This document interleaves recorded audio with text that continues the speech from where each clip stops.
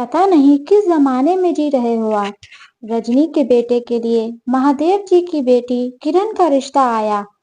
पढ़ी लिखी, देखने में सौम्य सुंदर लगी किरण सारी जानकारी देख रजनी को अपने बेटे मोनू के लिए योग्य लगी।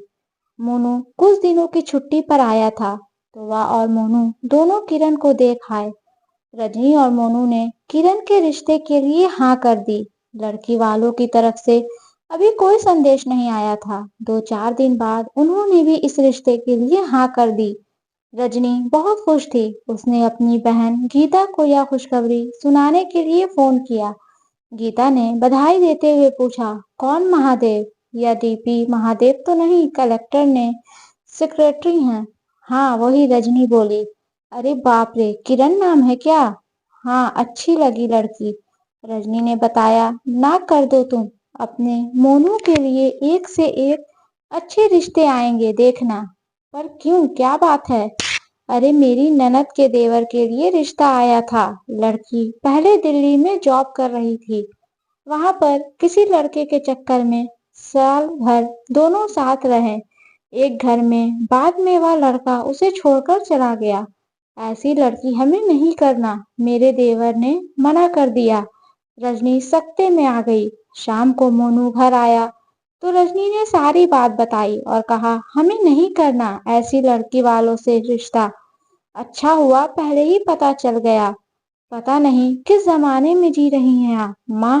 अब जमाना बहुत आगे निकल गया है। किरण और मैं कल मिले थे। उसी ने मुझे फोन कर बुलाया था। उसने मुझे सारी बात बताई। दिल्ली जैसे शहर में अकेले मकान किराए से लेना काफी महंगा है। तो एक सहेली के साथ शेयरिंग में 2 कमरे का मकान लिया। सहेली का एक भाई आलोक भी आता जाता था। वह सहेली कुछ दिनों बाद अपने शहर चली गई।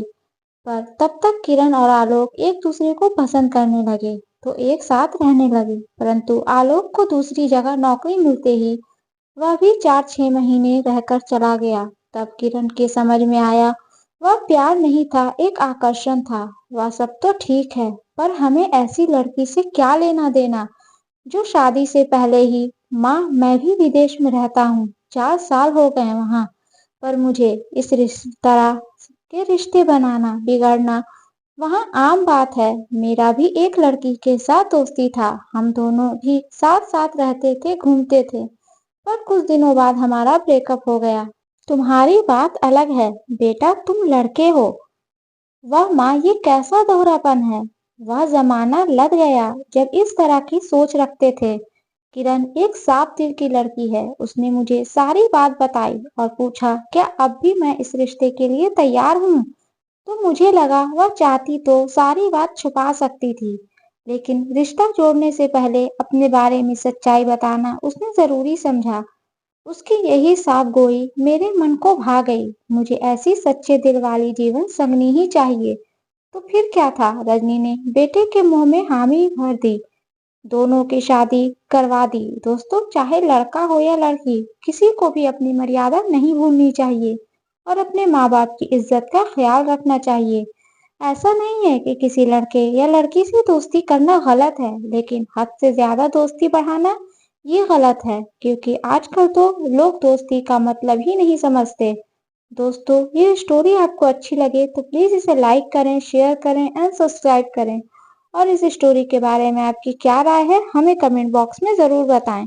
और हाँ, बेल आइकन को प्रेस करना ना भूलें, क्योंकि ऐसे ही आने वाली स्टोरी आप तक सबसे पहले पहुंचती रहेगी। धन्यवाद।